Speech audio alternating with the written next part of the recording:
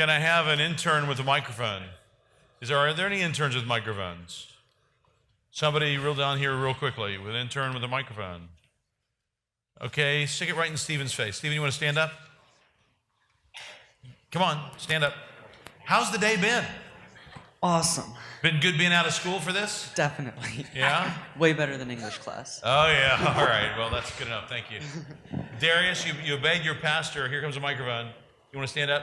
So, how's it been? Worthwhile today? Oh yeah, I mean, I definitely got fed a little bit more than I can chew, but Oh, we're not done. That's I'm starting to realize that. But no, it's definitely an experience, and I'm enjoying it. Great, Jonathan. Thank you for all those points. Let's give them the overview. I appreciate that. Lots of categories. Friends, we've been joined by two other pastors, one from Pennsylvania, one from Virginia. This is Brian Davis here next to Jonathan. We'll be hearing from him in a minute on some other things. And this is Nick Roark, pastor at Franconia Baptist Church in Springfield, Virginia. It's in Alexandria, but that's okay. In Alexandria, Virginia. Is it near the Springfield border? It is. Okay, great. Well, friends, what we want to talk about this afternoon are some other specific practical things that people always ask about. So, for example, what do you do in elders meetings and members meetings? So let's say there's folks here who are new at their church, or they're new in having elders. Maybe they're new in having members meetings. What kind of things do you do in your elders meetings? So about that first, and then we'll go to the members meetings later. In your elders meetings, Brian, what do you do at Risen Christ Fellowship in Philadelphia? Elders meetings first. We try to think through our membership. So we have a membership directory. We found that to be formative and helpful, and try to pray through our membership. Try to talk through member issues, and try to do that regularly. Members meetings is Well, let's leave it at elders meetings right now. We'll go over and talk about elders meetings first for a minute. Sure. So your elders meetings are probably a lot like our elders meetings. Yeah, we basically jackjaw. But I mean, any difference? We don't have 27 people. Yeah. Yeah, so Shorter. Yeah. ours aren't necessarily shorter. Ours are even longer. I'm long-winded. So we Thank you, book, Brian. Yes. No, I'm kidding. Go ahead. He's on a roll today. Come on. He's not afraid to cut off. Yeah, You saw that. Yeah, all right. You know, we do exactly what you all do. All right, but for people who haven't sat through a CHBC elders meeting, then it's basically the component you said. It's looking at the membership directory. We'll go through praying. members. Our church is small, so we have 39 members now. So we try to go through them all every time, or every other one, depending on how it goes. And then we just try to pray through them, pray for them, and then ask the Lord to bless us as a church. Jonathan, other important aspects of an elders meeting you'd mentioned? First 30 minutes, we always spend considering future We elders. do personal updates too. Sorry, forgot about that. Okay, of the elders, how the elders are doing. Yeah. Okay. We usually take a good hour for that. We All right. did that when we were smaller. Now we have to just kind of push that out to individual. But that's a good thing to do. We stopped doing that recently. So first 30 minutes, we discuss future elders. That's part of our work. Who else in the church is eldering? Who can we affirm as an elder? Past minutes for the last meeting. Pray through the coming Sunday text and then sing. 30 to 40 names in the membership directory. Pray for them like you said. Consider any memos elders have submitted on certain issues. What we call our internal care list.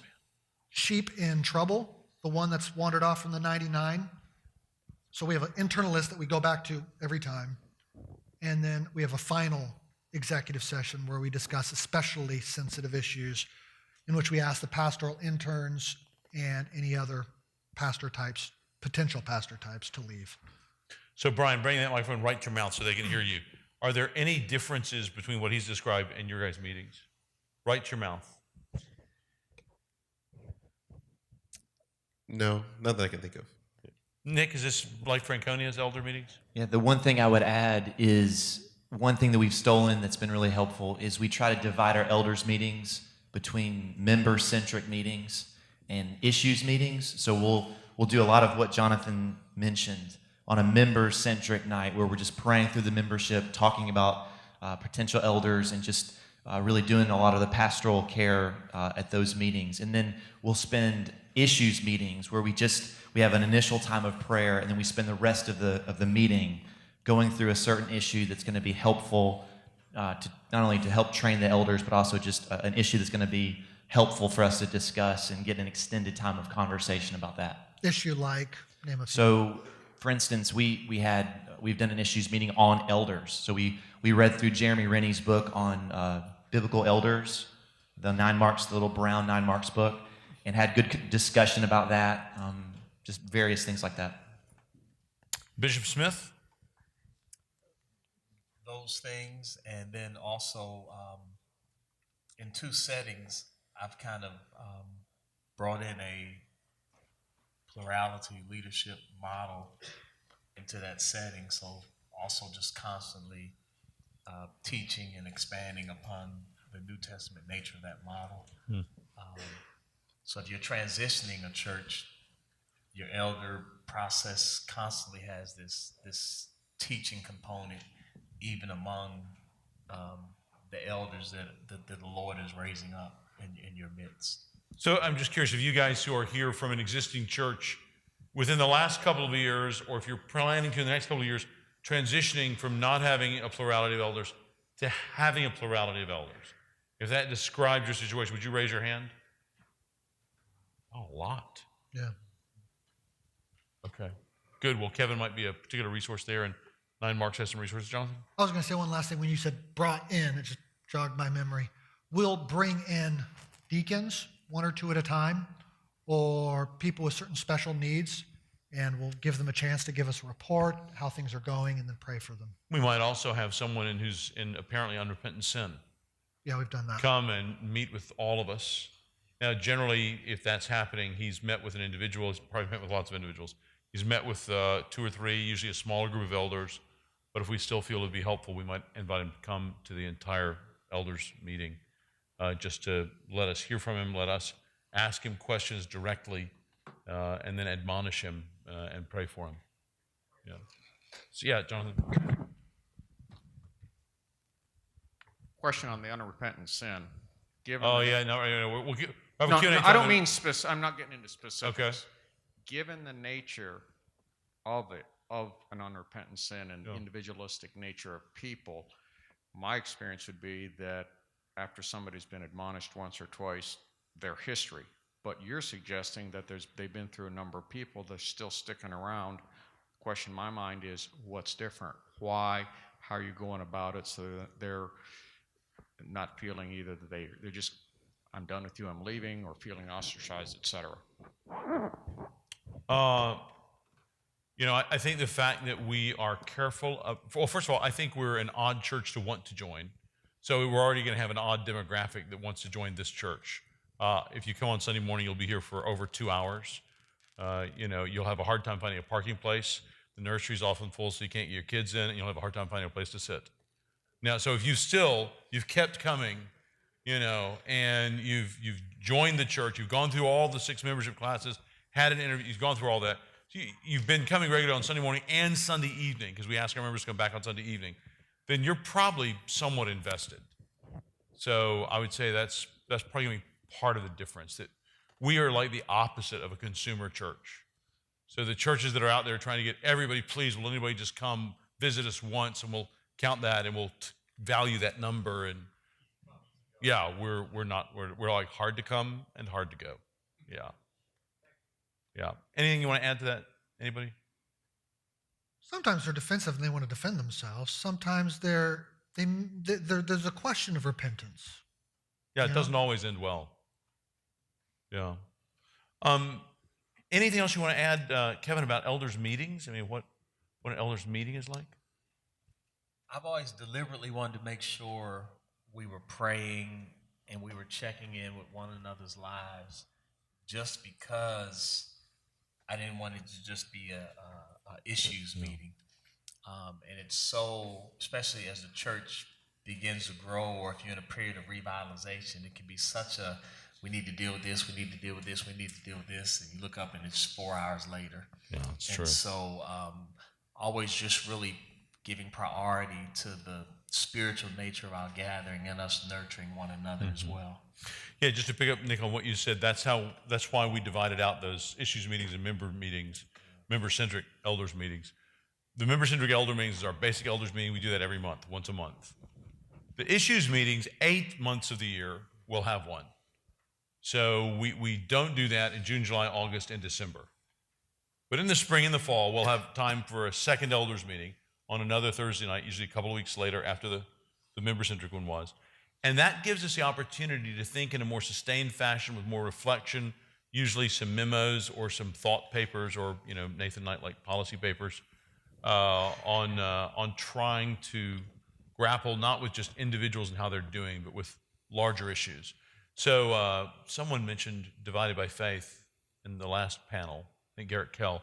Our elders have read that book now, and so we are talking about black-white issues this coming Thursday night, Lord willing, at our elders meeting. Not with any pressing decision to make. Homelessness too.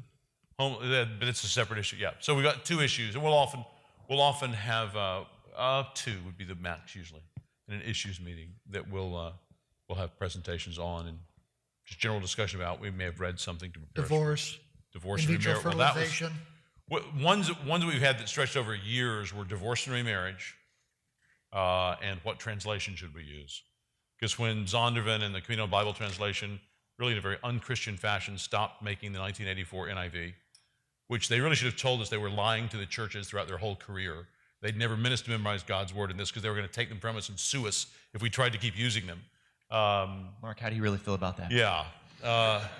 So we had to decide, okay, what would be some other translations that Christians might be doing that actually want us to continue to use these translations? Yeah. One quick thing, Garrett Kell had an excellent idea several years ago for your member-centric meetings, something really simple that really served here, and I think it served us well, is if you have a portion of your church that uses email, just sort of, if you know the portion of your congregation that you're going to be praying for at the upcoming elders meeting, just a week out, have someone, divide up those, create a Google Doc or something, and contact those members of your flock a week ahead of time and just check in with them so that when you come together to meet as elders, you can pray and you have sort of, information that you've gotten really, recently. And that's really helped us to sort of know what's going on. It's not the only way to do it, but that's one helpful thing. So at CHBC, we have elders meetings monthly, and sometimes twice monthly, as I've just said. Kevin, your last church, were you an elder? Monthly. Monthly. Nick, Franconia? 2 a month. Risen Christ? Right now we're doing weekly. Weekly. Wow. And you're here. Okay. Guys, let's turn to members meetings for a minute. So what do you do in a members meeting? So we have a members meeting every other month after the Sunday evening service. So it'll be the 3rd Sunday of the odd-numbered months. So 3rd Sunday in January, 3rd Sunday in March, 3rd Sunday in May, 3rd Sunday in July, 3rd Sunday in September, 3rd Sunday in November. We have a members meeting. It will start if the evening services finishes at 6:15. This will start at 6:30, and it will last till 8:30 or 8:45 usually. Yeah. Risen Christ Fellowship have members meetings? Yes, we do have membership meetings. And? They're great. We do them right after service. We have a meal that we invite everybody to between them. That's where we receive members. It's where we say goodbye to members who are leaving. We try to use that to discuss any pastorally sensitive things, whether it's encouragements or things we want to kind of bring up. It's where we go over the budget. Kind of have a family time to kind of work things out. It's been a blessing. Mark, why don't you call them business meetings? When I got here, they called them business meetings, but I just wanted to teach the main business of the church was the membership, so we just switched to calling them members meetings.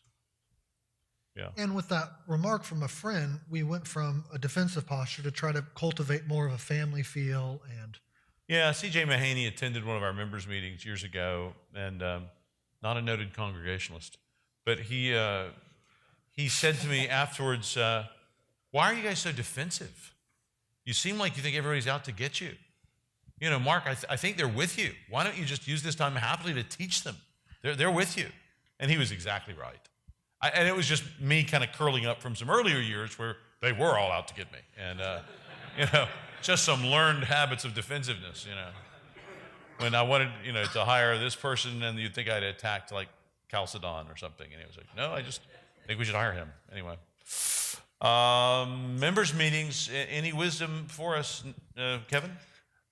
Value them as relationship time, as teaching time, as vision casting time. I find so many of my seminary students and pastors I talk to dread members meeting. I realize that many people have seen bad things in the past, but prayerfully, that's why the Lord has allowed you to be sent there as a leader. Hopefully, you're bringing some change through your leadership, so value those things. Certainly, we want buy-in from members on stewardship concerns. If we're going to build a new building or borrow some money, which I would discourage you from doing. And then secondly, also the issue of receiving and saying goodbye to memberships, to members. And so value that time. And then thirdly, just helping members understand in a Ephesians 4:11 sense how the saints own the ministry, how the saints serve in ministry. So please, whatever your background is, acknowledge that, but value the family feel of the church and members meeting together. Okay, a little flash poll here, honesty. If you do not have members meetings at your church, just raise your hand. You don't have members meetings. That's a few of you. Almost everybody does. Okay, if you have them, you're going to have three alternatives to raise your hand, but you can't do on two. You just have to pick one of the three. You either look forward to them, like Kevin exhorted us to, or you're just kind of, so-so. Or you're just like, I dread them.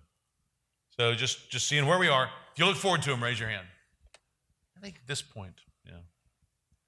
Okay, if you're just kind of so-so, raise your hand. If you dread them, raise your hand. Okay, if you dread them, stand up. Oh, come on. It's Christian honesty, humility, bearing each other's I can point out burdens. two people that are not standing up that had their hand up. Come on. Turn the recorder No, off. just stand up real quick. Sister, can we just get the story real quick? You don't have to even say what church you're from. It actually has less to do with the meeting than anything. I am the early childhood coordinator, so I have to arrange all the childcare. Oh. And when you guys get long-winded, it gets a really long night. Yes. Praise the child care workers. Praise the child care workers. All right, we completely get that one. Brother, what's up with the dread right now? What's going on? I think it's some of what you mentioned earlier. You're in that transitional period of leading a church. Yeah. And so you come to that point and your most contentious members are going to be there, and that's where they also feel that they have the most opportunity to be bold and loud. It's true. And so you have to contend with that, and that's not as much recently, but in the past 2 years, that's definitely been on the And you horizon. still have the twitch. Yes, absolutely. Yeah, I understand. All right. Bill, you're Presbyterian. What are you doing? We dream about you. We think, if we were Presbyterians. No, we have one. He asked me to stand up here. Who's calling me out, right? Yeah, that's right. I'm proud of you. I'm standing up here. It's because it's one formal meeting. We have lots of informal members meetings, but one formal one where we approve the budget, which has to do with the pastor's salary. Okay, I can understand that. Did you guys want to fess up or not? You want to just stay seated? I like that. All right. Right back here. I think, so our church, tell me your name again. Loudon Valley Baptist Church, Jacob Baum. So we're 10 weeks old. We've had one members meeting. So I think my pride, if there's things that are loose strings, it feels like the church isn't tied up well yet. I feel like that reflects badly on me. But I think I've also just seen members meetings that were really ugly in the past. And I've seen division and members are just out to get the elders. So just nothing, like those just kind of set me in a posture where I'm just like, not sure. Well, I understand. So. Yeah. Brothers, you guys at the same church? Yeah, same church. My name's Brent Wildison, Joe Gilman. We're at Chambersburg Brethren in Christ up in Pennsylvania. And how often do you guys have members meetings? Once a year. So it's kind of like Bill's situation. Yeah, and so and both of you hate it? Yeah. It's a little worse for me, but he's a good friend. He's got to sit there and watch me suffer. So Is he standing for moral support right now? maybe he might be. He doesn't really care, but he knows you hate them. He's being there for you right now. Yeah. So it's kind of a revitalization situation, and in a church that was used to having a church board, the board ran stuff. We've instituted male eldership, and yes, the meetings were pretty rough, but we have it now. But it was getting there was interesting. So that's why. Okay. Well, it was just a year ago that we did that, so it's still the wounds are kind of All right. still fresh. Yeah. Yeah, I understand. Does your friend have anything to add, or that was? I just say, yeah, it's rough watching the senior pastor get raked over the coals, probably. So do you ever stand up and say anything? Yeah, he did. Yeah. Like what kind of things? Come on, inquire. It's the afternoon. Inquiring minds want to know. I think predominantly, like, what people would say stuff, and then I kind of do more administrative stuff. So I would just give them facts and kind of gently correct. And do they take it? Do they accept what you're saying is true? Sometimes yes, sometimes no. But yeah. Great. Yeah, Kevin.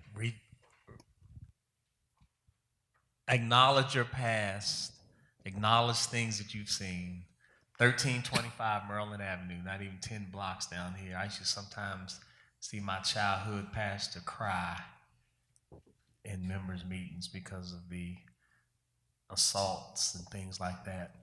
And so what I reckoned was that I want to make sure that we approach these things in a godly manner. So learn from your past and acknowledge that the wound is the wound, but please don't let that disengage you from that corporate dynamic that's just so much there, like in Acts. Okay, Bishop, you're exhorting us. Most of us are pastors. We're the object of the attacks.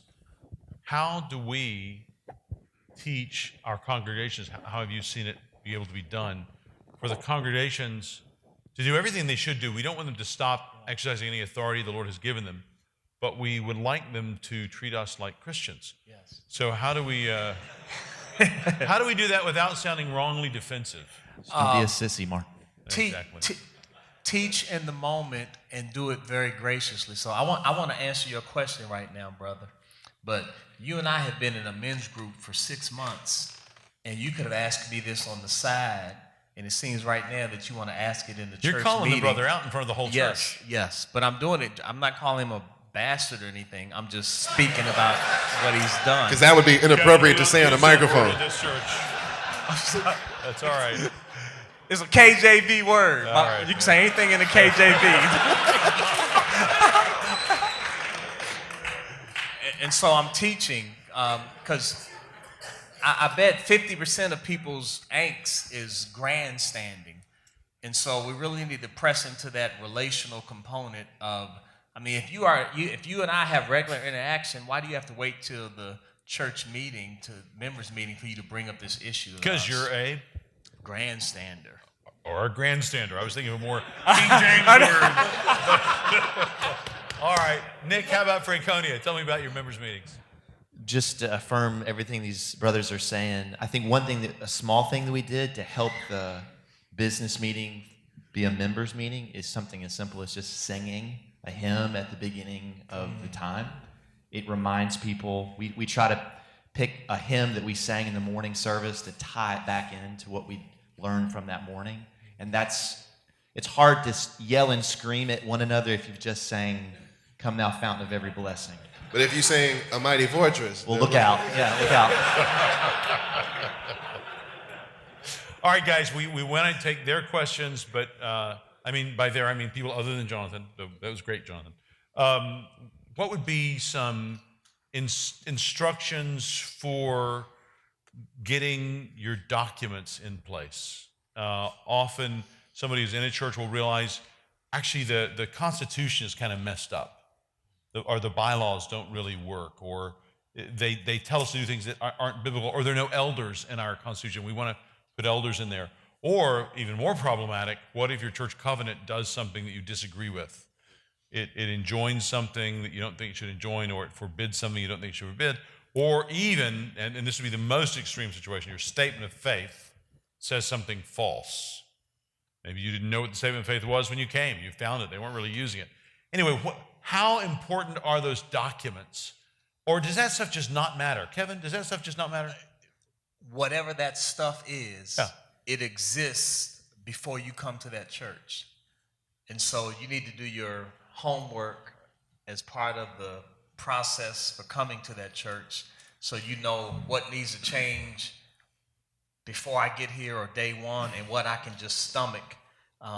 Brother Ryan mentioned the 5 years, what I can just stomach and work through over a period of time. So I went to a church that was in a more egalitarian, social gospel type denomination. So I was like, look, I'm Southern Baptist. So if the committee says I'm the man and y'all gonna have a meeting and y'all gonna vote, okay, before y'all do that, the vote before that vote is you need to vote to leave this denomination, come into the Kentucky Baptist Convention. Because I knew they must have wanted you. I couldn't stomach going in and saying I'm this other denomination. And so in the King James Version. And so Christian denomination just too soft for me. So just know what you can't stomach from the get-go, theologically, exegetically, or whatever. And then the other things you just have to figure out, I need a ramp to build up to those things. You can't change documents without credibility. I think trust is required to change documents. And time, and time, yes. So just what are those intolerable things, and then the ramp for the rest of those. Yeah, back to Brian's wisdom, you can wait on some of the things, and deal with them later. Nick, did you just been at your church for a year? About a year and a half. Yeah. So how are the documents? Are they in good order, or? Well, it's an interesting situation. I'd be interested if anyone else is in a position like this, because I'd love to get your wisdom on it. Basically, there were a lot of changes to the documents of the church by the previous pastor, and I think a lot of those good changes that happened, they happened really quickly and not with a lot of clear teaching. Sort of unilaterally, he just kind of changed them. And so what I'm sort of inheriting is a lot of the documents are in place, but a lot of the folks in the flock don't really know why those changes were made or understand why the changes were made. And so it's going back in the slow work of teaching them what a church covenant is, why we have one, why are elders in the, where are elders in the Bible, those kind of things. Jonathan, didn't we recently do a whole issue on this? How to change your documents? Or on the documents of the church? We had one called Constitutions, Covenants, and Confessions. And there may have been an article or two on changing them. The larger issues, like what are they for? What do you use it for? How can you use it? Each of those different documents. And did that prove to be an unusually popular issue of the journal? Honestly, I never look at numbers, so I have no idea. Very 9Marks of you. Yeah, I have no idea if anybody reads any of this stuff. I am faithful, though. Excellent. And here's something funny. I really don't know. I went to a church that was 55 years old, and they had a confession of faith, and so I just taught through the confession of faith, and they had never done that. I guess they just cut and paste or whatever. And, it was interesting when the younger people, they thought their grandparents or somebody had, written this. I was like, this is the New Hampshire confession. And so it was funny for me because this was a historically black Baptist church, and they were like, yeah, we social. I was like, white folk wrote that. Well, they were New England white folk, I have to say. Teach through the documents. Mark, what did you do when you got here? And was it in the statement of faith on alcohol? That was church covenant. Church covenant on alcohol. You seriously want to bring this up? Well, I want to use this as a case study, which you didn't think was biblical. So they have something that they don't think is biblical. And then somebody wants to join the church and says, yeah, I'm with you. I don't agree with that. Do you still insist on it? You insist on something you don't think is biblical? No. But you don't have time to change it yet. The church needs longer. Well, in the particulars of this situation, this local church had a statement of faith from its founding in 1878 and had a church covenant that it had changed twice before. So we were on the third church covenant. So if you guys can look over there on that wall, you'll see our original church covenant hanging. And all three, now we've done a fourth one. they've all been similar to each other.